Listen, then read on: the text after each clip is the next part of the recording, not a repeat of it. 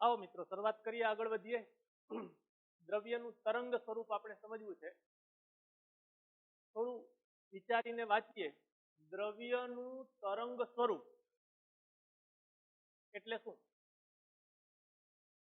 એનાથી ઊંધું તરંગનું દ્રવ્ય સ્વરૂપ, તરંગનું કણ સ્વરૂપ એની વાતો કરીએ આપણે કે વિદ્યુત ચુંબકીય વિકિરણ તરંગ એ કણ સ્વરૂપ, ફોટોનને આપણે કણ કહીએ તો ફોટોન સ્વરૂપ ધરાવે છે। આવું આપણે ફોટોઇલેક્ટ્રિક અસરના પ્રાયોગિક પરિણામો પરથી જાણ્યું।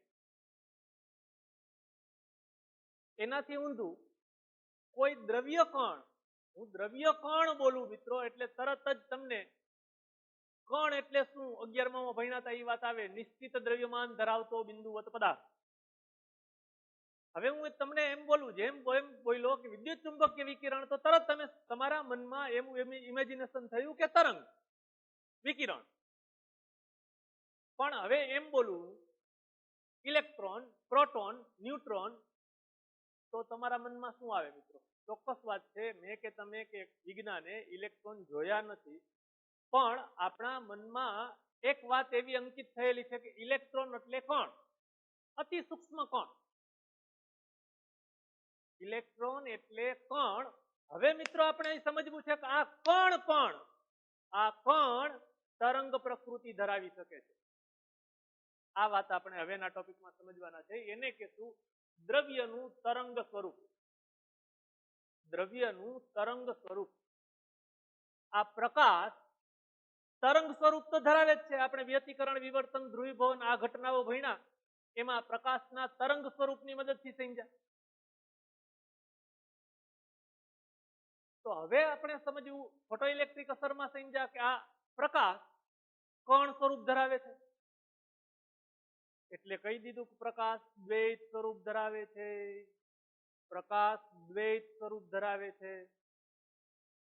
તો ક્યારે પ્રકાશનું કણ સ્વરૂપ લેવું, ક્યારે પ્રકાશનું તરંગ સ્વરૂપ લેવું, એ આપણે આપેલા પ્રયોગ પર, આપેલ ઘટના પર આધાર રાખે છે મિત્રો। આપણે કઈ ઘટનાનો અભ્યાસ કરી રહ્યા છીએ? જો તમે વ્યતિકરણ, વિવર્તન, ધ્રુવીભવનનો અભ્યાસ કરતા હો તો પ્રકાશને ફરજિયાત તરંગ સ્વરૂપે જ લેવો જોઈએ। પ્રકાશનું તરંગ સ્વરૂપથી જ તમે આ વ્યતિકરણ, વિવર્તન, ધ્રુવીભવન સમજાવી શકો છો। એવી જ રીતે જો તમે ફોટોઇલેક્ટ્રિક અસર સમજાવતા હો કે ક્રોમ્પટન અસરના અનુલક્ષીને પ્રયોગો છે, એ ક્રોમ્પટન અસરના પરિણામો સમજતા હો, સમજાવવા હોય, તો ફરજિયાત આ પ્રકાશને કણ સ્વરૂપે લેવો પડે છે। એટલે પ્રકાશ કણ કે તરંગ, એના જવાબમાં આપણે એમ કીધું કે પ્રકાશ દ્વૈત સ્વરૂપ ધરાવે છે। એનાથી આગળ એમ કહીએ કે ક્યારે પ્રકાશ ને ક્યારે તરંગ, તો એનો જવાબ એમ આપીએ કે કયો પ્રયોગ છે, કઈ ઘટના સમજવી છે, કયા પ્રાયોગિક પરિણામો સમજવા છે, એ પ્રમાણે તમારી ટેક્સ્ટબુકમાં આપેલું એક ઉદાહરણ સમજીએ। દાખલા તરીકે આપણે કોઈ વસ્તુને જોઈ છે, તો આખી વાત શું બને છે એ તમને ખબર છે કે વસ્તુમાંથી ઉત્સર્જાતા તરંગો આપણી આંખમાં પ્રવેશે, આંખના આ લેન્સ દ્વારા વક્રીભવન પામીને રેટિના પર પ્રતિબિંબ રચાય છે। આ તમે આંખની કાર્ય પદ્ધતિ વિશે જાણો છો। હવે અત્યારે આપણે આ દ્રવ્ય અને દ્રવ્ય કણો અને તરંગની વાત કરીએ તો કોઈ વસ્તુમાંથી ઉત્સર્જિત થયેલા કણ મારી આંખ સુધી, નહીં ફરીથી, વસ્તુમાંથી ઉત્સર્જિત થયેલા વિદ્યુત ચુંબકીય તરંગો મારી આંખ સુધી પહોંચ્યા, ત્યાં સુધી એનું આપણે તરંગ સ્વરૂપ સમજશું। આંખના લેન્સ દ્વારા વક્રીભવન થાય છે, વક્રીભવન થાય છે એટલે હજી આપણે એ પ્રકાશને તરંગ સ્વરૂપ લીધું છે। વક્રીભવન પામીને રેટિના પર કેન્દ્રિત થાય છે, રેટિના પર વસ્તુનું પ્રતિબિંબ રચાય છે। તો આ પ્રતિબિંબ કેવું છે, પ્રતિબિંબ શું છે, એ સમજવા માટે આપણું મગજ એનું વિવરણ કરે છે, ડિટેક્ટ કરે છે કે આ વસ્તુ આવી છે, અથવા આપણે જે જોઈ રહ્યા છીએ એનું પ્રતિબિંબ વાંચવાનું કામ મગજ કરે છે। તો આપણા રેટિના પર રચાયેલું પ્રતિબિંબ રેટિના પરથી મગજ સુધી જે પહોંચે છે, જે માહિતી પહોંચે છે, એ માહિતી પહોંચાડવા વાળા દંડકોષ અને શંકુ કોષો, દંડકોષ સળી જેવા છે અને શંકુ કોષો એ કોન, શંકુ આકારના છે, એ શંકુ કોષો છે। એ કામ રેટિના પર રચાયેલા પ્રતિબિંબને માહિતી મગજ સુધી પહોંચાડવાનું કામ કણ સ્વરૂપે કરે છે. આ દંડકોષો અને શંકુકોષોએ જે માહિતીનું શોષણ કર્યું, જે માહિતી મેળવી એ કણ સ્વરૂપે મેળવે છે, ફોટોન સ્વરૂપે મેળવે છે. એટલે આપણે આંખની મદદથી કોઈ વસ્તુ જોઈ રહ્યા છીએ ત્યારે પ્રકાશના બંને સ્વરૂપનો ઉપયોગ થાય છે. વસ્તુમાંથી ઉત્સર્જાઈને આપણી આંખ પર પહોંચ્યા ત્યાં સુધી તરંગ, આંખના લેન્સમાંથી વક્રીભવન પામ્યું ત્યારે તરંગ, વક્રીભવન પામીને રેટિના પર પ્રતિબિંબ રચાયું, તો આ પ્રતિબિંબને સમજવા માટે પ્રતિબિંબ રચાયું ત્યારે જે રેટિનામાં જે શોષણ થયું એ શોષણ દંડકોષો અને શંકુકોષો કરે છે, તો એ કણ સ્વરૂપે. એટલે આમ આપણા આ પ્રયોગમાં બંને સ્વરૂપનો, પણ મિત્રો એક આપણી મર્યાદા છે, વિજ્ઞાનની મર્યાદા છે કે જ્યારે એક સાથે બંને સ્વરૂપ જોઈ શકતા નથી. ત્યાંથી આપણી આંખ સુધી પહોંચ્યા, વક્રીભવન પામ્યું, તો આ ઘટના તમે કણ સ્વરૂપથી નથી સમજી શકતા. ફોટોઇલેક્ટ્રિક અસરના પરિણામો તરંગ સ્વરૂપથી નથી સમજાવી શકાતા. એવી રીતે વ્યતિકરણ વિવર્તન તો ફરજિયાત તરંગ સ્વરૂપથી સમજવા પડે છે. બંને સ્વરૂપ એક સાથે તમારે સહઅસ્તિત્વ ધરાવતા નથી, બંને સ્વરૂપ એક સાથે સમજાવી શકતા નથી. એકને એક બાબતમાં બંને વાત અલગ અલગ સમજાવી શકાતી નથી. જો આપણે કણ સ્વરૂપ લઈએ છીએ તો ત્યારે તરંગ સ્વરૂપ ભૂલી જવાનું છે, તરંગ સ્વરૂપ લઈએ છીએ તો કણ સ્વરૂપ ભૂલી જવાનું. આ કણ એટલે ફોટોઇલેક્ટ્રિક અસર, ક્રોમ્પટન અસર કે જેમાં આપણે ફોટોનની વાત કરી એ જ કણ, જેમાં ઉર્જા અને વેગમાનના ફેરફાર સંકળાયેલા હોય. જોજો, ઉર્જા અને વેગમાનના ફેરફાર સંકળાયેલા હોય. કાલે આપણે વાત કરી હતી કે વિદ્યુત ચુંબકીય તરંગનું વેગમાન એમ આપણે નહીં બોલીએ, કણનું વેગમાન એમ બોલીએ. કણનું વેગમાન હમણાં મિત્રો આપણે બંને સ્વરૂપને સાંકળવાના છીએ એક સૂત્ર દ્વારા, હમણાં જ આના પછીના ટોપિકમાં. કણ ફોટોઇલેક્ટ્રિક અસર તેમજ ક્રોમ્પટન અસરમાં આપણે વિદ્યુત ચુંબકીય ઉર્જાને કણ સ્વરૂપે લીધો છે, જેને ફોટોન કહેતા હતા. વ્યતિકરણ વિવર્તન ધ્રુવીભવન સમજવા માટે તરંગ સ્વરૂપ લીધું છે. કણ જેમાં ઉર્જા અને વેગમાનના ફેરફાર સંકળાયેલા હોય તેમાં વિકિરણ, ફોટોન્સ કે જે કણોના જથ્થામાં હોય તે રીતે વર્તે છે. આપણે ફોટોઇલેક્ટ્રિક અસરમાં આ વાત જોઈ. અહીં તમને આપણે જે આંખની વાત કરી એ આંખના ઉદાહરણથી વાત સમજાવી છે કે એમાં તરંગ સ્વરૂપ અને કણ સ્વરૂપ બંનેનો ઉપયોગ થાય છે. એના પછીની વાત સમજીએ મિત્રો.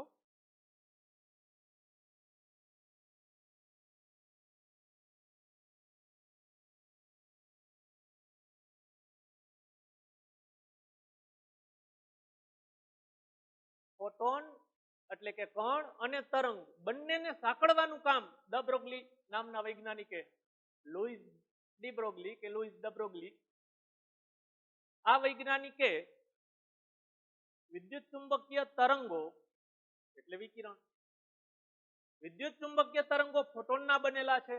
ફોટોન તો કણ. હવે આપણે અત્યારે આ કણ સ્વરૂપ અને તરંગ સ્વરૂપ બંનેને એકબીજા સાથે સાંકળવાનું કામ સમજવું છે.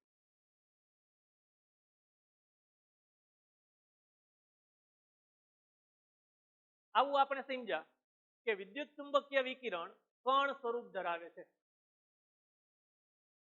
વિદ્યુત ચુંબકીય વિકિરણ કણ સ્વરૂપ ધરાવે છે એટલે કે તરંગ કણ સ્વરૂપ ધરાવે છે. આ લુઈસ દ બ્રોગલીએ સાવ ઊંધી જ વાત વિચારી. કણ તરંગ પ્રકૃતિ ધરાવી શકે? ફરીથી આ એક વાત પાકી આપણે કીધી કે પ્રકાશ, હું બોલું પ્રકાશ એટલે તરત જ તમારા મનમાં પહેલા તબક્કે તરંગ આવે. આપણે સમજ્યા કે આ પ્રકાશ, આ તરંગ કણ સ્વરૂપ ધરાવી શકે છે, ધરાવે છે. તો આ લુઈસ દ બ્રોગલીએ કમ્પ્લીટ એનાથી ઊંધી વાત કરી, એનાથી ઊંધું વિચાર્યું કે જો તરંગ કણ પ્રકૃતિ ધરાવે છે તો શું કણ તરંગ પ્રકૃતિ ધરાવી શકે? હમણાં મેં કીધું એમ હું તમને એમ બોલું, માત્ર બોલું ઇલેક્ટ્રોન, પ્રોટોન, ન્યુટ્રોન, તરત જ તમારા મગજમાં શું આવે છે? ઇલેક્ટ્રોન. એટલે તમે પરમાણુનું મોડેલ જે ભણ્યા છો સમજ્યા છો એને વિચારો તરત કે ન્યુક્લિયસ એની આજુબાજુ નિશ્ચિત કક્ષામાં પરિભ્રમણ કરતા ઇલેક્ટ્રોન, પરિભ્રમણ કરતો ઇલેક્ટ્રોન એટલે કણ તરીકે લ્યો છે. આપણા મગજમાં અત્યારે આ પ્રોટોન, ઇલેક્ટ્રોન, ન્યુટ્રોન એક કણ સ્વરૂપે સમજીએ છીએ. તો આ લુઈસ ધ બ્રોગલીએ વિચાર્યું, એને આમ વિચાર્યું કે જો તરંગ છે એ કણ પ્રકૃતિ ધરાવે છે તો શું કણ તરંગ પ્રકૃતિ ધરાવી શકે? અને પછી એક એને હિંમત ભર્યો અધિતર્ક આપી દીધો, પરિકલ્પના આપી દીધી કે જેવી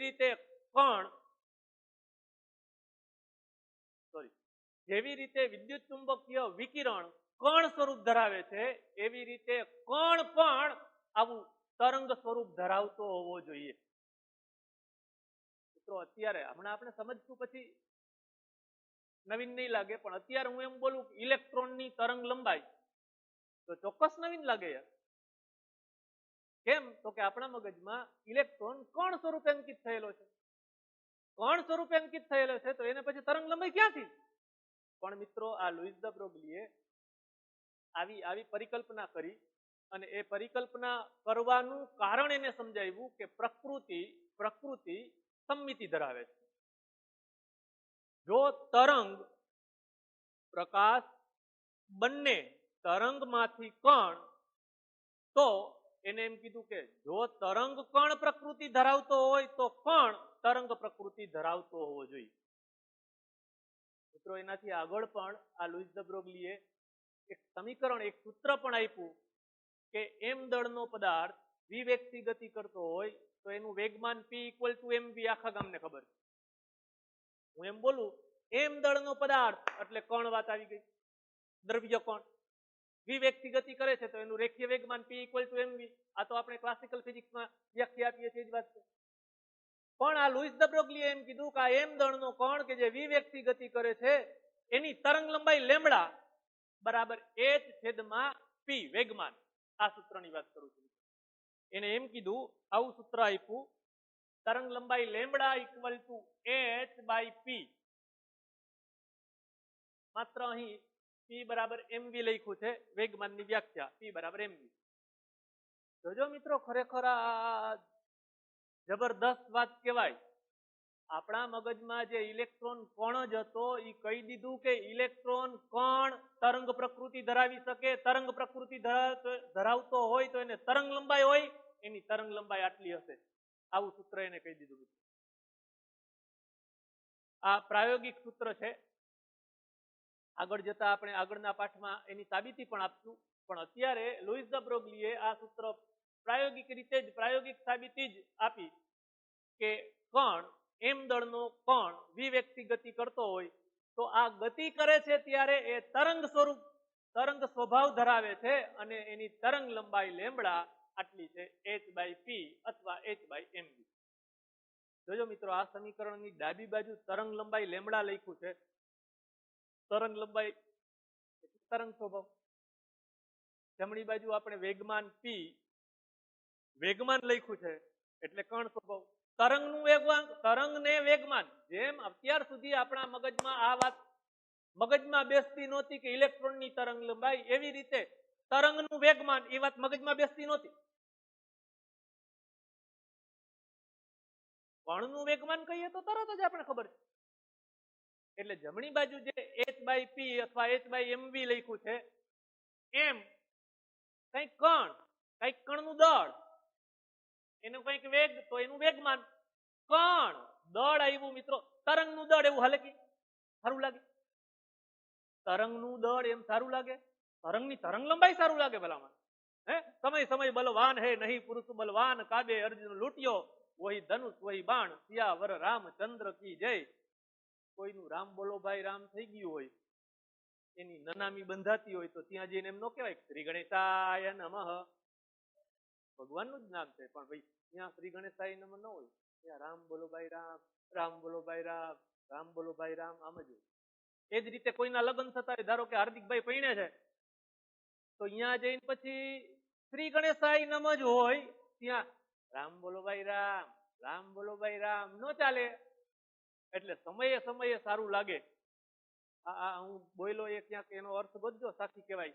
સમય સમય બલવાન હે નહીં પુરુષ બલવાન, કાબે અર્જુન લૂંટ્યો વહી ધનુષ વહી બાણ, સિયાવર રામચંદ્ર કી જય. આવો મિત્રો, હું અહીં આ વાત સમજાવી રહ્યો છું. લેમડા બરાબર h/p અથવા h/mv.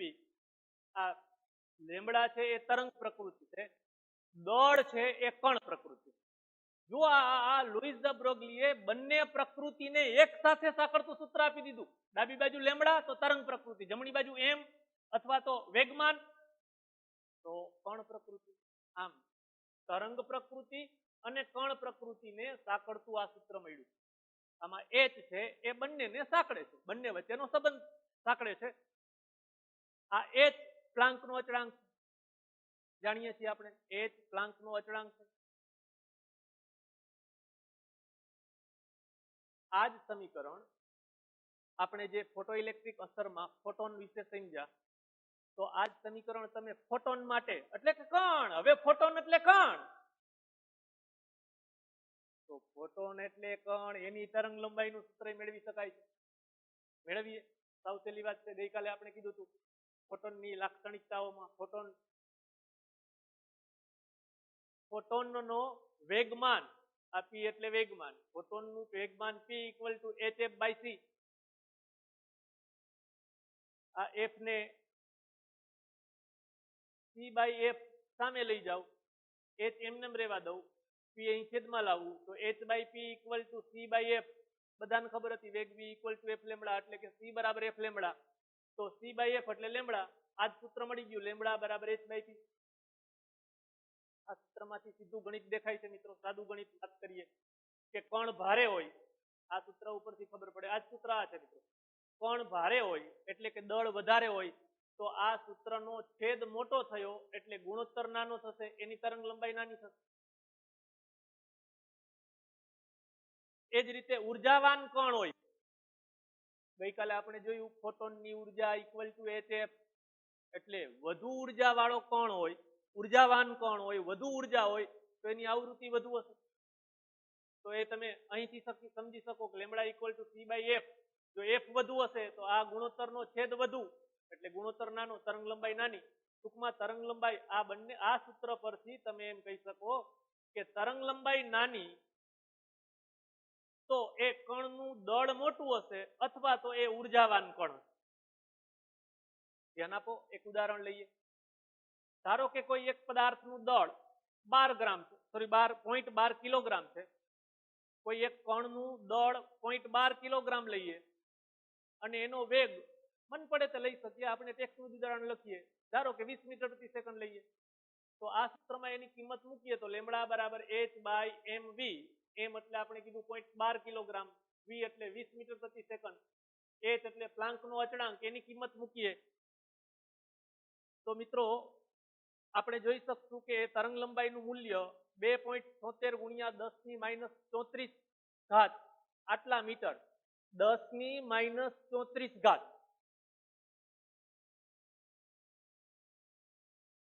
હું તમને એમ કહું કે 1 સેન્ટીમીટર તરંગ લંબાઈ ધરાવતું તરંગ દોરો તો તમે તરત જ દોરજો મિત્રો આમ કરીને. ધારો કે આ 1 સેન્ટીમીટર છે, એ નહીં પણ ધારો કે છે. હવે હું તમને એમ કહું કે 1 mm તરંગ લંબાઈ વાળું કાયદેસર માપીને 1 mm તરંગ લંબાઈ ધરાવતું તરંગ દોરો તો તમે એકદમ પેન્સિલને આમ એકદમ પાતળી પાતળી અણી કાઢીને કદાચ દોરી શકો. હવે હું એમ કહું છું મિત્રો કે 1 mm નહીં, 0.01 mm તરંગ લંબાઈ વાળું તરંગ દોરવાનું નહીં કહો. હવે ખાલી કલ્પના કરો, વિચારો. જો વિચારી શકો તો આગળ વધો. 10⁻34 ના ક્રમની તરંગ લંબાઈ હોય એટલું નાનું તરંગ વિચારો. નહીં વિચારી શકીએ આપણે, નહીં કલ્પના કરી શકીએ મિત્રો. મારે આવું કંઈક કેવું છે કે જો દળ વધુ હોય, ખૂબ વધુ નથી લીધું, 0.12 કિલોગ્રામ જ લીધું છે, તો આ ધારો કે કોઈ એક લખોટી 0.12 કિલોગ્રામની લખોટી 20 મીટર પ્રતિ સેકન્ડના વેગથી ગતિ કરે છે તો હું ને તમે એ લખોટીનું તરંગ સ્વરૂપ નહીં જોઈ શકીએ. સમજ્યા? ધરાવે તો છે જ, પણ ઈ તરંગની તરંગ લંબાઈ આટલી નાની છે, ઈ આપણે માપી શકતા નથી, જોઈ શકતા નથી. એટલે વ્યવહારમાં સ્થૂળ પદાર્થો તરંગ જેવા ગુણધર્મો દર્શાવતા નથી. વ્યવહારમાં આ લખોટી કહું કે ક્રિકેટ બોલ કહું, જરા કલ્પના કરો તો ક્રિકેટ બોલ તરંગ સ્વરૂપે ગતિ કરતો હોત તો બેટિંગ કરવું કરતો જ હશે. પણ આપણી આંખ, આપણી મર્યાદા એ તરંગ સ્વભાવ જોઈ શકતો નથી. અને એ સારું છે, નહીતર ક્રિકેટ રમવામાં વિચારો જોઈએ, ભાઠો લઈને ઉભો હોય નો થવાની થાય ને યાર. હા, એટલે આ દ બ્રોગલી અધિતર્ક મિત્રો ખૂબ અગત્યનો છે કે જેને આ બંને પ્રકૃતિ, તરંગ પ્રકૃતિ અને કણ પ્રકૃતિને સાંકળી દીધી એકબીજા સાથે. આગળ જતા તો પ્રાયોગિક સાબિતી આપી દેવાના છે આપણે. આજ પાઠમાં છેલ્લો ટોપિક આવશે કે એમાં ઇલેક્ટ્રોનને તરંગ સ્વરૂપે સાબિત કરી દેશું. ઇલેક્ટ્રોનની તરંગ લંબાઈ પ્રાયોગિક અને સૈદ્ધાંતિક તરંગ લંબાઈઓ એક સરખી મેળવી દેશું એટલે સાબિત થઈ જશે. સાબિત થઈ ગયું કે કણ તરંગ પ્રકૃતિ ધરાવી શકે છે, ધરાવે છે. અત્યારે મિત્રો આ વાત જોજો, મેં કીધું એમ લખોટી કે બોલ તરંગ પ્રકૃતિ ધરાવે છે, પણ એ તરંગની તરંગ લંબાઈ ખૂબ જ નાની, આપણે ગણતરી કરી એ પ્રમાણે 10⁻34 મીટરના ક્રમની, કે જે આપણી આંખ અનુભવી શકતી નથી. એટલે વ્યવહારમાં સ્થૂળ પદાર્થો તરંગ સ્વભાવ દર્શાવતા નથી, એ કણ સ્વભાવ જ દર્શાવે. આપણે આ દ બ્રોગલી અધિતર્કનો દાખલામાં તેમજ આગળના ટોપિકમાં ઉપયોગ કરીશું. એના પછીની વાત સમજીએ મિત્રો. પ્રવેગિત કરેલા ઇલેક્ટ્રોનની તરંગ લંબાઈનું સૂત્ર મેળવવું છે. મૂળભૂત તો આ જ સૂત્ર આપણું λ=h/p. આવી કંઈક વાત આપણે સમજવી છે ભાઈઓ.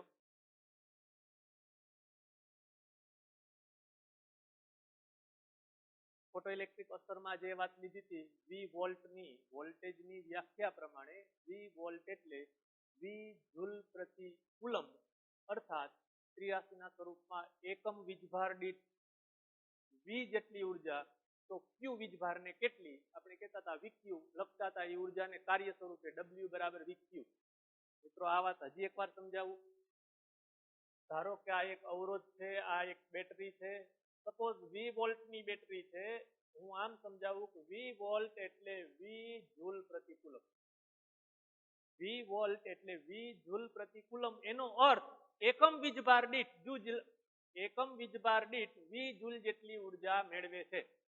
ઇલેક્ટ્રોન જ્યારે આમાંથી પસાર થાય ત્યારે મેળવે, આમાંથી પસાર થાય અવરોધમાંથી ત્યારે એટલી ગુમાવે. તો બેટરીમાંથી એકમ વીજભાર દીઠ પ્રાપ્ત થતી ઉર્જા, એકમ વીજભાર દીઠ V જૂલ, તો Q વીજભારને કેટલી? VQ. અરે ગઈકાલે ફોટોઇલેક્ટ્રિક અસરમાં ગતિ ઉર્જા સમજાતા યાદ છે તમને? સ્ટોપિંગ પોટેન્શિયલ સમજ્યા ત્યારે સ્ટોપિંગ પોટેન્શિયલ ને V0 કીધું હતું, તો ઇલેક્ટ્રોન ને મળતી ઉર્જા કેટલી? VQ, જ્યાં Q બરાબર સ્મોલ e, V0 e. ઈ જ વાત અત્યારે આપણે સમજવી છે. ધારો કે આ બે પ્લેટ વચ્ચે એક બેટરી જોડી અને બે પ્લેટની વચ્ચે વિદ્યુત ક્ષેત્ર ઉત્પન્ન કર્યું છે. હું વિદ્યુત ક્ષેત્ર દર્શાવવા માંગુ છું. આ દિશામાં વિદ્યુત પ્રવાહ એટલે એનાથી વિરુદ્ધ દિશામાં આ દિશામાં ઇલેક્ટ્રોન. વિદ્યુત ક્ષેત્ર ધન વીજભારિત પ્લેટ થી ઋણ વીજભારિત પ્લેટ તરફ, વિદ્યુત ક્ષેત્ર આ દિશામાં છે. તમને મને ખબર છે વિદ્યુત ક્ષેત્ર દ્વારા લાગતું બળ F=EQ મુજબ ઇલેક્ટ્રોન પર લાગતું બળ વિદ્યુત ક્ષેત્રથી વિરુદ્ધ દિશામાં બળ. વિદ્યુત ક્ષેત્ર આમ છે, એનાથી વિરુદ્ધ દિશામાં બળ લાગશે એટલે ઇલેક્ટ્રોન આ દિશામાં પ્રવેગિત થશે. એ ઇલેક્ટ્રોનનો પ્રવેગ, ઇલેક્ટ્રોન પર લાગતું બળ, વિદ્યુત ક્ષેત્રએ કરેલું કાર્ય આ રીતે આપણે ગણવું છે. જો આ બે પ્લેટ વચ્ચે વિસ્થિતિમાનનો તફાવત V હોય તો એમાંથી Q જેટલો વીજભાર પસાર થાય ત્યારે VQ જેટલી ઉર્જા મળે. ઇલેક્ટ્રોન પસાર થાય તો VE જેટલી ઉર્જા મળે. એ વાત હું અહીં લખું છું મિત્રો કે ઇલેક્ટ્રોનને મળતી ગતિ ઉર્જા બરાબર VQ, ઇલેક્ટ્રોન છે એટલે Q બરાબર E. વિસ્થિતિમાનની વ્યાખ્યા ઉપરથી એકમ વીજભાર, ત્રીજી વખત બોલું છું મિત્રો, એકમ વીજભાર દીઠ V જૂલ, તો E વીજભારને કેટલો? VE આટલી ઉર્જા મળે. ગતિ ઉર્જા સ્વરૂપે મળે છે. ઇલેક્ટ્રોન અહીંથી અહીં આટલી ઉર્જાથી ગતિ કરતો હશે. મારે મૂળભૂત જવું છે આ સૂત્રમાં, ધ બ્રોગલી તરંગ લંબાઈ લેમડા બરાબર h બાય પી, એમાં ગતિ ઉર્જાના પદમાં આ સૂત્ર લાવવું છે. તો મને તમને ખબર છે મિત્રો, વેગમાન અને ગતિ ઉર્જાને સાંકળવા માટે યાદ છે, ઘણી વખત ઉપયોગ કર્યો, ગતિ ઉર્જા k બરાબર p સ્ક્વેર બાય 2m, ગતિ ઉર્જા k બરાબર p સ્ક્વેર બાય 2m. આ સમીકરણને m વડે ગુણો ને m વડે ભાગો એટલે અંશમાં થઈ ગયો m square v square p square by 2 m વડે ગુણ્યા એટલે 2m. તો થઈ ગયું p ને કરતા બનાવવું 2m k under root 2m k. આ વાત હું અહીં મૂકી દઈશ, lambda equal to h by under root 2m k, અને વળી પાછી આ વાત મૂકી દઉં કે k બરાબર ev, તો આ k બરાબર ev. મને તરંગ લંબાઈ, ધ બ્રોગલી તરંગ લંબાઈના ત્રણ સૂત્ર તમારી સામે લખેલ છે, લેમડા બરાબર h બાય p, લેમડા બરાબર h by under root 2m k, lambda બરાબર h by under root 2m ev. જ્યાં v એટલે લાગુ પાડેલ વિસ્થિતિમાનનો તફાવત, પોટેન્શિયલ ડિફરન્સ, એ ઇલેક્ટ્રોનનો વીજભાર છે, k કહીએ તો ગતિ ઉર્જા છે, h પ્લાન્કનો અચળાંક છે, અને m ઇલેક્ટ્રોનની વાત કરીએ છીએ એટલે ઇલેક્ટ્રોનનું દળ છે.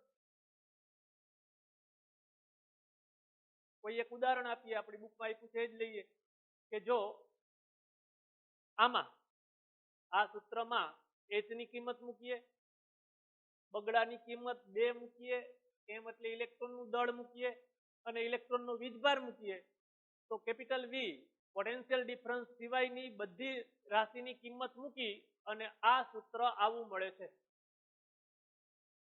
કાલે આ સૂત્રનો ઉપયોગ કરશું મિત્રો, દાખલામાં પણ સીધો ઉપયોગ કરી શકશો તમે. Lambda equal to 1.227 divide by root of v, જ્યાં v વિસ્થિતિમાનનો તફાવત છે.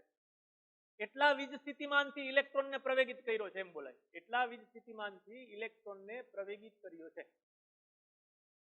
જો આમાં આપણે પ્રવેગક વોલ્ટેજ 120 વોલ્ટ લઉં, આપણા આ સૂત્રમાં લેમડા બરાબર 1.227 divide by root of v, એમાં જો આ v ની કિંમત હું 120 વોલ્ટ લઉં તો તરંગ લંબાઈ મળે છે 0.112 નેનોમીટર. આ મૂલ્ય સ્ફટિકોમાં પરમાણુઓના સ્તરો વચ્ચેના અંતરના ક્રમનું છે. એ વાત મિત્રો હું આમ તમને સમજાવી શકું, આપણે આજ પાઠના છેલ્લા ટોપિકમાં પણ આ વાત આવશે કે ધારો કે કોઈ સ્ફટિકની અંદર પરમાણુઓ આમ ગોઠવાયેલા છે મિત્રો,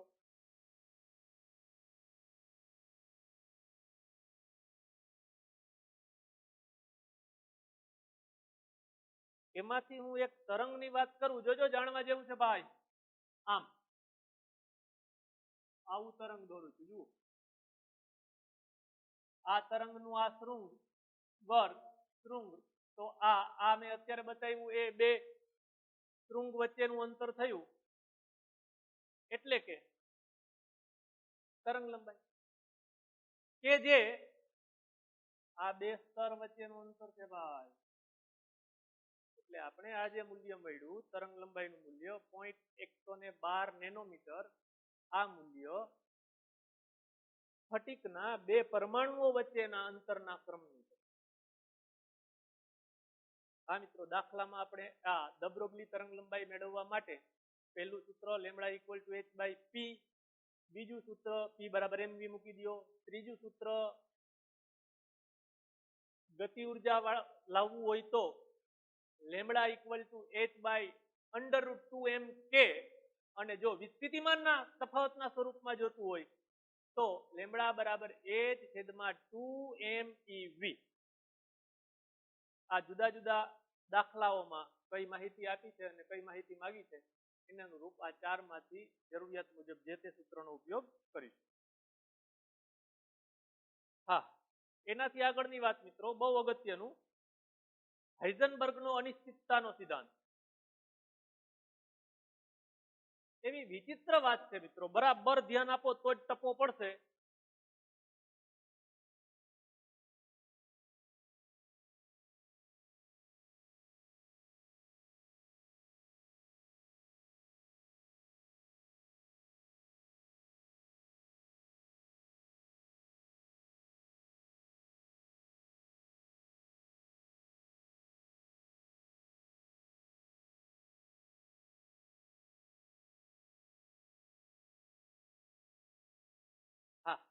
હાઇઝનબર્ગનો અનિશ્ચિતતાનો સિદ્ધાંત.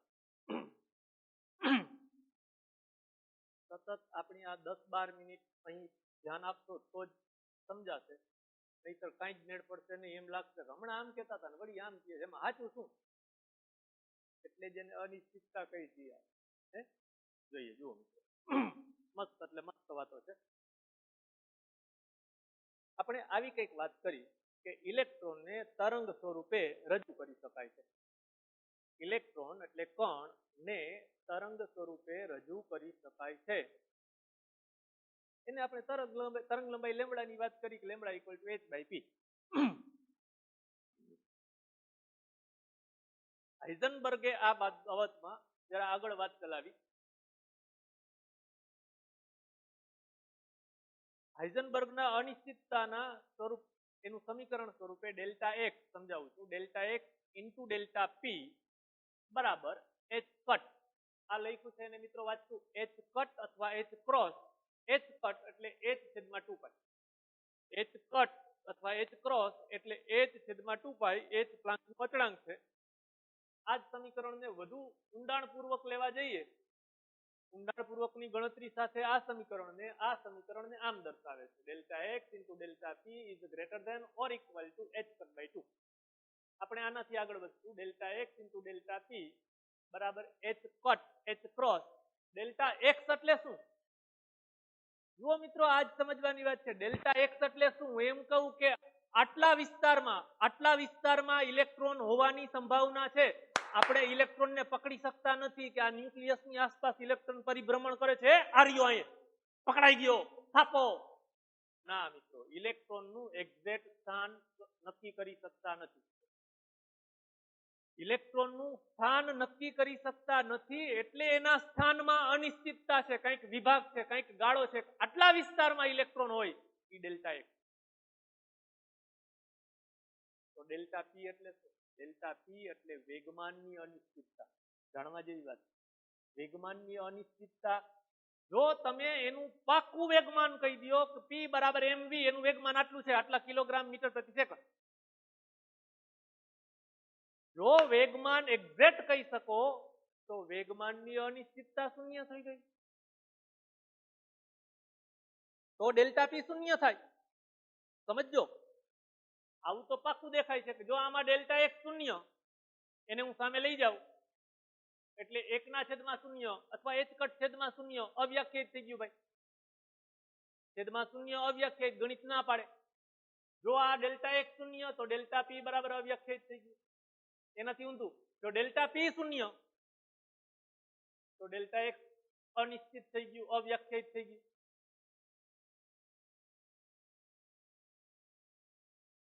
આ વાતને થોડી સમજવા માટે, સંપૂર્ણ તો સમજાતું જ નથી આ, પણ આ વાત થોડી સમજવા માટે, વધુ ક્લિયર કરવા માટે એક તરંગ પેકેટનો કન્સેપ્ટ આવ્યો. તરંગ પેકેટ, તરંગનું પડીકું.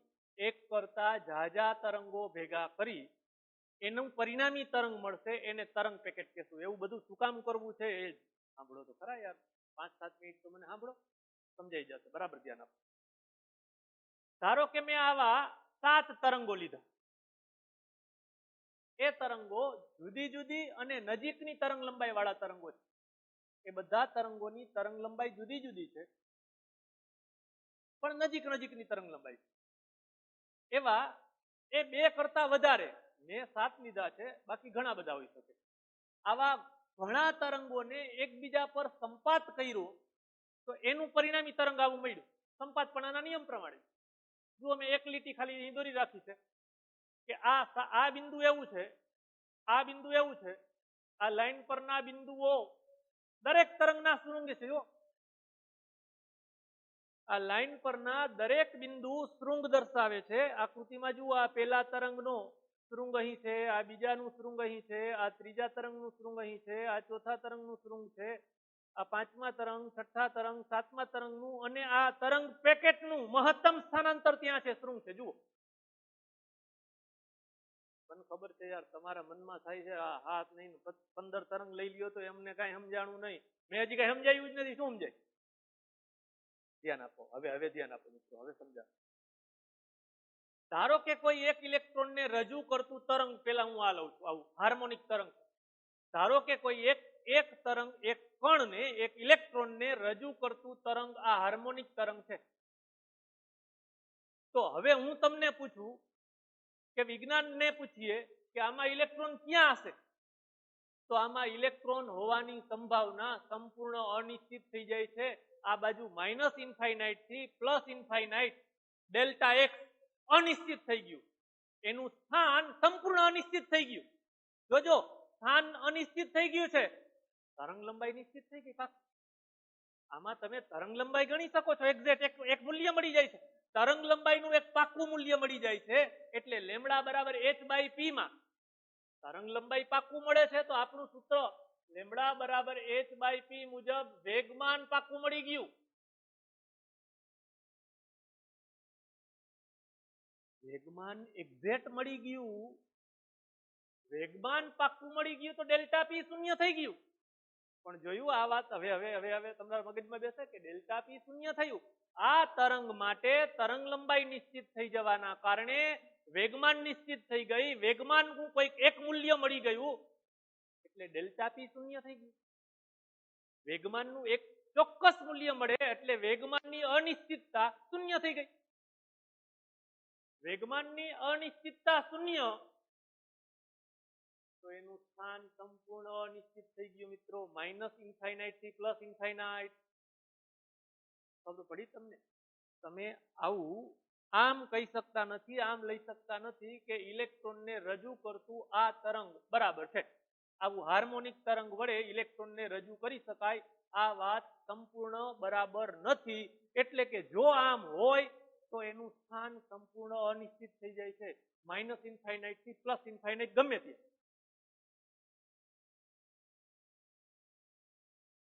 ઇલેક્ટ્રોનનું સ્થાન નક્કી કરવા માટે આ એક હાર્મોનિક તરંગના બદલે તરંગોનો સમૂહ લીધો, તરંગ પેકેટ લીધું.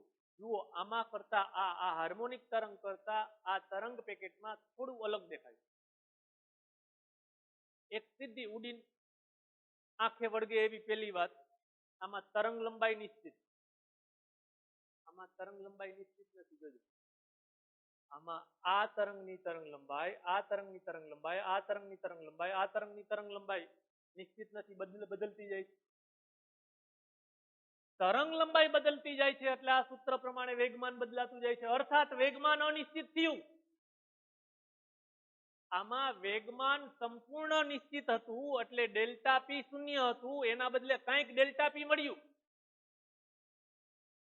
સમજ્યા મારી વાત? આપણે તો ઇલેક્ટ્રોનને પકડવો છે, થાપો આર્યો. મિત્રો, અત્યારે શક્ય જ નથી. આ હાઇઝનબર્ગનો અનિશ્ચિતતાનો સિદ્ધાંત એ વાત તમને સમજાવે છે. હાઇઝનબર્ગનો અનિશ્ચિતતાનો સિદ્ધાંત તમને એ વાત સમજાવે છે, જો તરંગને આવું આ તરંગોના સંપાતીકરણથી મળેલું આ તરંગ પેકેટની વાત કરીએ તો આમાં તમે એની તરંગ લંબાઈ અનિશ્ચિત થવાના કારણે વેગમાન અનિશ્ચિત થયું. જો બીજી વાત, એનું સ્થાનમાં નિશ્ચિતતા વધી. આમાં સ્થાનની સંપૂર્ણ અનિશ્ચિતતા હતી, આમાં સ્થાન સંપૂર્ણ અનિશ્ચિત હતું. માઇનસ ઇન્ફાઇનાઇટ થી પ્લસ ઇન્ફાઇનાઇટ ડેલ્ટા એક્સ અવ્યાખ્યાયિત થઈ ગયું હતું. એમાંથી આમાં એક સંભાવના વિધેય, તમે કદાચ કેમિસ્ટ્રીમાં ભણ્યા છો મિત્રો, પેલું સાઈ, સંભાવના વિધેય સાઈ, શ્રોડિંજર સમીકરણમાં આવતું હતું. એવી રીતે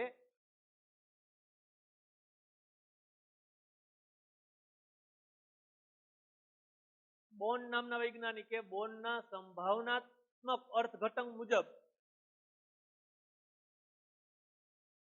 આવું કંઈક વિચારીએ આપણે કે જ્યાં મહત્તમ સ્થાનાંતર છે ત્યાં ઇલેક્ટ્રોન હોવાની સંભાવના વધુ છે. મિત્રો, ઇલેક્ટ્રોનનું સ્થાન ચોક્કસ નથી, પણ આપેલા વિસ્તારમાં ઇલેક્ટ્રોનની હાજરી હોવાની સંભાવના વધુ છે. પહેલા તબક્કે આપણે એટલે જઈએ તો આ તરંગ પેકેટમાં આ વિસ્તારમાં ઇલેક્ટ્રોન હોવાની સંભાવના વધુ છે. અર્થાત જે ઇલેક્ટ્રોનનું સ્થાન, ઇલેક્ટ્રોનની હાજરી હોવાની સંભાવના સંપૂર્ણ અનિશ્ચિત હતી છે, માઇનસ ઇન્ફાઇનાઇટ થી પ્લસ ઇન્ફાઇનાઇટમાં ગમે ત્યાં, એના બદલે તરંગ પેકેટમાં થોડુંક નક્કી થયું. Delta x tense two infinite હતું, એના બદલે આપેલા ઇલેક્ટ્રોનનું સ્થાનની અનિશ્ચિતતા ડેલ્ટા એક્સ કંઈક મળી. સમજવા માટે એમ કહું કે ધારો કે આટલામાં ઇલેક્ટ્રોન હોવાની સંભાવના છે, તો ડેલ્ટા એક્સ કંઈક નક્કી કરી શક્યા આપણે. બહુ અરખાઈ જતા નહીં. ડેલ્ટા એક્સ નક્કી કરી શક્યા તો એની સામે એનું વેગમાન અનિશ્ચિત થતું જાય છે. તરંગ લંબાઈ અનિશ્ચિત થઈ ને, તરંગ લંબાઈ નિશ્ચિત હતી, તરંગ લંબાઈ અનિશ્ચિત થઈ, તરંગ લંબાઈ અનિશ્ચિત થઈ, તો વેગમાન અનિશ્ચિત થયું. બંનેને તમે એક સાથે નિશ્ચિત કરી શકતા નથી. બંનેને એક સાથે વેગમાન અને તરંગ લંબાઈ, વેગમાન અને સ્થાન બંનેને એક સાથે નિશ્ચિત કરી શકતા નથી. હાઇઝનબર્ગનો અનિશ્ચિતતાનો સિદ્ધાંત મુખ્યત્વે તમને આ વાત સમજાવવા માંગે છે, આ સમજાવે છે.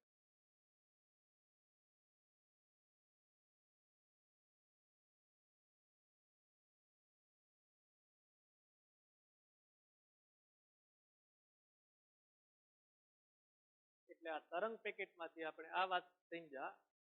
તરંગ પેકેટના કિસ્સામાં ડેલ્ટા એક્સ અનંત નથી, આમાં ડેલ્ટા એક્સ અનંત હતું એક હાર્મોનિક તરંગમાં. જ્યારે આ તરંગ પેકેટના કિસ્સામાં ડેલ્ટા એક્સ અનંત નથી, પરંતુ તેને કોઈ ચોક્કસ મૂલ્ય હોય. ડેલ્ટા એક્સ જે અનિશ્ચિત થઈ જતું હતું એના બદલે ડેલ્ટા એક્સ કંઈક મળ્યું. તે જ રીતે પરિમિત અવકાશમાં પથરાયેલા તરંગ પેકેટને કોઈ એક ચોક્કસ તરંગ લંબાઈ નથી. આને ચોક્કસ તરંગ લંબાઈ હતી, આ તરંગ પેકેટને ચોક્કસ તરંગ લંબાઈ નથી, તરંગ લંબાઈ ચોક્કસ નથી, એટલે વેગમાન ચોક્કસ નથી, વેગમાનનો એક ગાળો મળશે, તરંગ લંબાઈનો એક ગાળો મળશે, એટલે કંઈક ડેલ્ટા પી મળશે. તે જ રીતે પરિમિત અવકાશમાં પથરાયેલા તરંગ પેકેટને કોઈ એક ચોક્કસ તરંગ લંબાઈ નથી, મધ્યમાન તરંગ લંબાઈની આસપાસના વિસ્તારની તરંગ લંબાઈઓનું બનેલું હોય છે. આ બધાની તરંગ લંબાઈનું કોઈ એક મધ્યમાન તરંગ લંબાઈ, એનાથી ઓછી અને એનાથી વધુ એવો એક તરંગ લંબાઈનો ગાળો મળે છે, અને તરંગ લંબાઈનો એક ગાળો મળે છે, એને અનુરૂપ વેગમાનનો એક ગાળો મળશે, એક વિસ્તાર મળશે. હવે મિત્રો આપણે ઉદાહરણ 4, ઉદાહરણ 5 અને 6 પછી સ્વાધ્યાયના દાખલા, આ ફોટોઇલેક્ટ્રિક અસર, દબ્રોગલી તરંગ લંબાઈ, એના બધા દાખલા, એટલે તમે પહોંચી જશો છે 20મા દાખલા સુધી. અને છેલ્લે એક આપણો ટોપિક રહેશે ડેવિસન અને ગર્મરનો પ્રયોગ. તો અત્યારે આટલું રાખીએ મિત્રો. હવે આના પછી દાખલા લેશું અને છેલ્લે થિયરીનો એક પ્રશ્ન.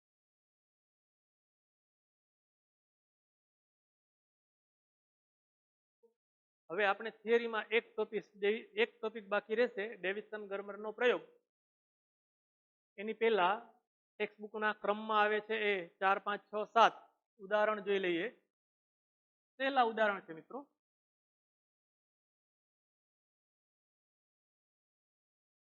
તમારી સામે 4 અને 5 ઉદાહરણની રકમ લખેલી છે. જુઓ, ઉદાહરણ 4 થી શરૂઆત કરીએ.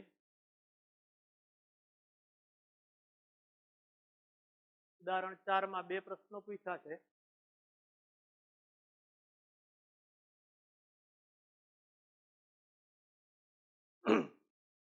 સાવ સહેલા દાખલા છે,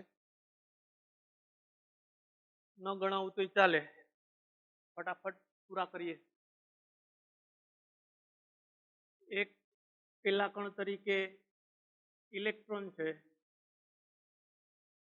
એનો વેગ આપ્યો છે 5.4 × 10⁶ મીટર પર સેકન્ડ, અને બીજા કણ તરીકે 30 મીટર પ્રતિ સેકન્ડની ગતિ કરતો 150 ગ્રામ ને મેં કિલોગ્રામમાં લખ્યા.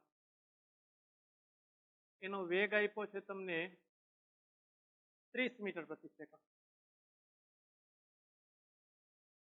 આ બંને સાથે સંકળાયેલ દબ્રોગલી તરંગ લંબાઈ ગણો. મિત્રો ચારા કરવાના. Lambda = h/p.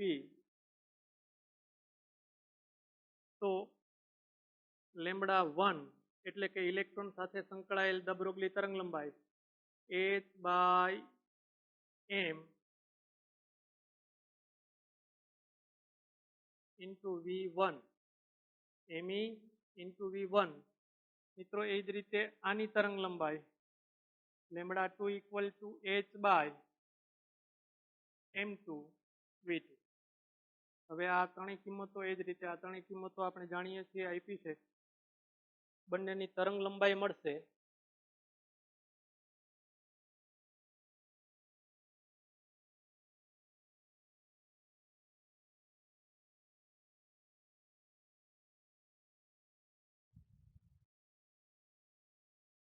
ઉદાહરણ 4 માં 0.1347 નેનોમીટર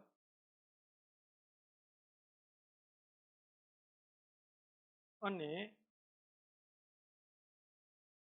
આની તરંગ લંબાઈ 1.472 10 - 34 મીટર. હમણાં વાત કરી એ તમારા ધ્યાનમાં છે મિત્રો કે ઇલેક્ટ્રોન માટે આટલી તરંગ લંબાઈ એના કરતા ખૂબ નાની તરંગ લંબાઈ કેમ એનું દળ વધારે હતું જુઓ 150 ગ્રામ ઇલેક્ટ્રોન નું દળ તમને ખબર છે 10 - 31 ના 10 - 31 કિલોગ્રામ ના ક્રમનું દળ ઓછું તરંગ લંબાઈ વધુ આમ વધુ નથી પણ આના કરતા ઘણી વધુ છે જુઓ એવો ને એવો બીજો દાખલો એક ઇલેક્ટ્રોન એક આલ્ફા કણ અને એક પ્રોટોનની ગતિ ઉર્જાઓ સમાન આમાંથી કયા કણની દ બ્રોગલી તરંગ લંબાઈ સૌથી ટૂંકી હશે પહેલી વાત આલ્ફા કણને ન ઓળખતા હો તો ઓળખી લ્યો પહેલો કણ છે ઇલેક્ટ્રોન એનું દળ તમને ખબર છે 9.1 into 10 - 31 કિલોગ્રામ બીજો કણ છે એક આલ્ફા કણ મિત્રો આલ્ફા કણ એટલે આપણે ભણશું હિલિયમ ન્યુક્લિયસ એક આલ્ફા કણ એટલે એક હિલિયમનો ન્યુક્લિયસ કે જેમાં 2 પ્રોટોન અને 4 માંથી 2 જાય તો 2 ન્યુટ્રોન એટલે 4 ન્યુક્લિયોન છે એને હું આમ લખી શકું 4 ન્યુટ્રોન નું દળ અથવા 4 પ્રોટોન નું દળ ખ્યાલ છે ને ભાઈ એવી રીતે ત્રીજો પ્રશ્ન ત્રીજો પદાર્થ છે કણ છે પ્રોટોન એના દળને એમપી વડે દર્શાવીએ તો 1.6 10 - 27 કિલોગ્રામના ક્રમનું એનું દળ છે હવે આ દળને તમે સમજી શકશો કે 4 પ્રોટોન અથવા 4 ન્યુટ્રોન નું દળ આના કરતા આ 4 ગણું છે મૂલ્ય ન લખો તો ચાલે આ ચારેયમાં દળ કોનું વધારે એ તમને સીધું દેખાય છે આનું વધારે સૌથી ઓછું કોનું તો આનું બસ આપણા આપેલા ત્રણેય કણની ગતિ ઉર્જા એક સરખી છે અને દ બ્રોગલી તરંગ લંબાઈ સરખાવવાની છે જો તમને સૂત્ર યાદ હોય lambda equal to h divide by √2m e v અથવા 2mk તો સીધે સીધું ગતિ ઉર્જા જોઈ છે એટલે કે વાળું સૂત્ર લઈએ હું આવું કંઈક બોલું છું મિત્રો તમને યાદ હતું લેમ્બડા ઇક્વલ ટુ h/p આ p ક્યાંથી લાવ્યા હતા તો કે ગતિ ઉર્જા k ઇક્વલ ટુ p²/2m ની મદદથી 2mk therefore p equal to √2mk તો આ સૂત્ર હમણાં હું બોલતો તો તમને સીધું મોઢે યાદ હોય તો લખી શકાય આપણા પ્રશ્નમાં કીધું છે કે દરેક કણની ગતિ ઉર્જા સરખી છે દરેક કણ માટે પ્લાન્કનો અચળાંક સરખો છે બગડો સરખો છે તો હું આને લખી શકું કે lambda proportional to 1 divide by √m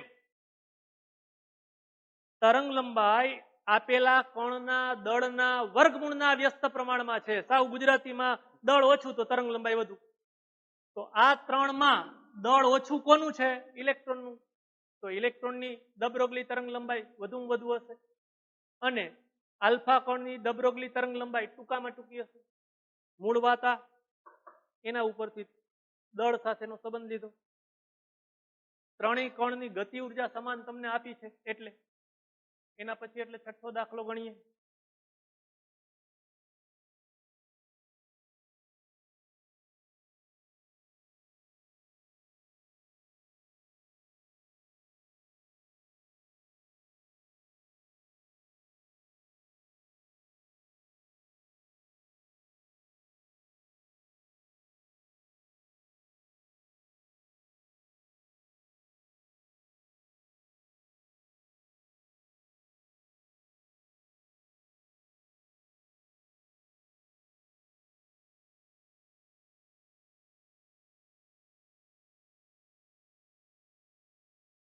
એક કણ ઇલેક્ટ્રોનની ઝડપ કરતા 3 ગણી ઝડપે ગતિ કરે છે.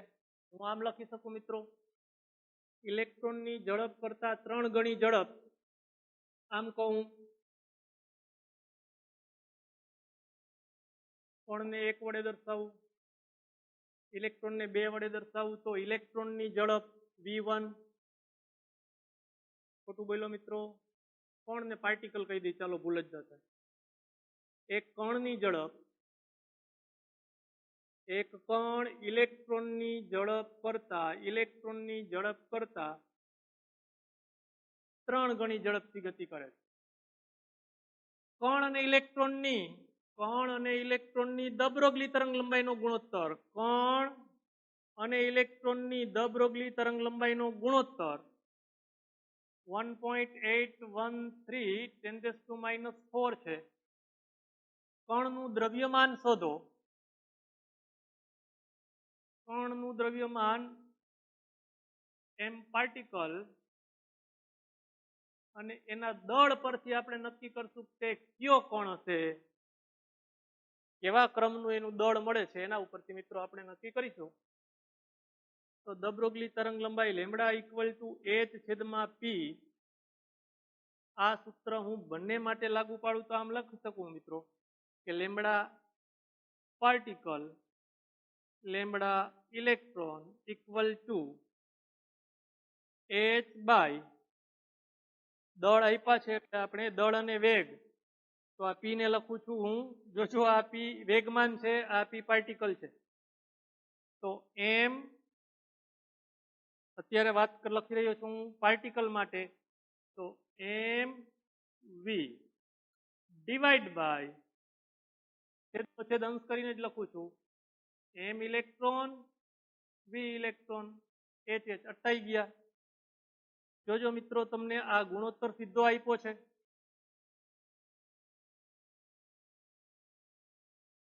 આ ગુણોત્તર પણ મળી જશે vp/ve અથવા ve/vp, અને ગણવાનું છે ઇલેક્ટ્રોનનું દળ, સોરી કણનું દળ. તો કણનું દળ mp equal to me ve/vp into lambda e lambda p. મિત્રો હવે જુઓ આ બંને ગુણોત્તર આપ્યા છે, ઇલેક્ટ્રોનનું દળ ઓળખીએ છીએ આપણે, એટલે તમને આપેલા કણનું દળ મળી જશે. એ દળ મળશે પ્રોટોનના દળના ક્રમનું.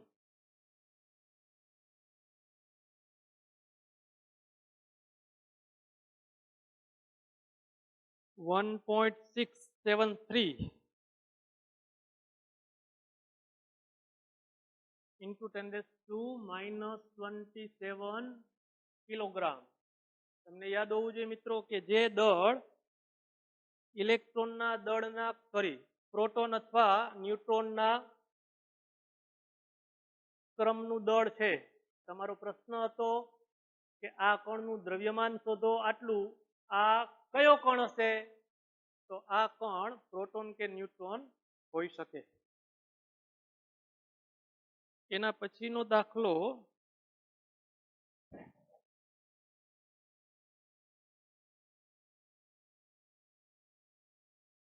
મેં આમાં નથી લીધો મિત્રો, સાવ સહેલો હતો આપણા.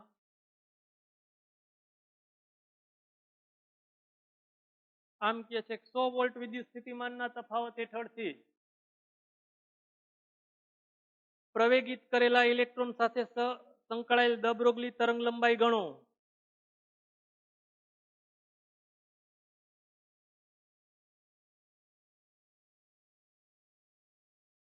V બરાબર 100 વોલ્ટ છે તો તરંગ લંબાઈ ગણવાની છે. Lambda equal two h/p equal to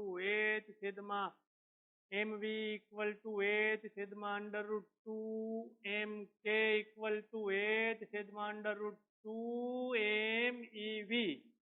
મેં આ લાંબી હાર કરી, તમારે મિત્રો સીધું આ સૂત્ર લખાય, lambda equal to h divide by 2mev. એની કિંમત મળશે 1.228 એંગસ્ટ્રોમ.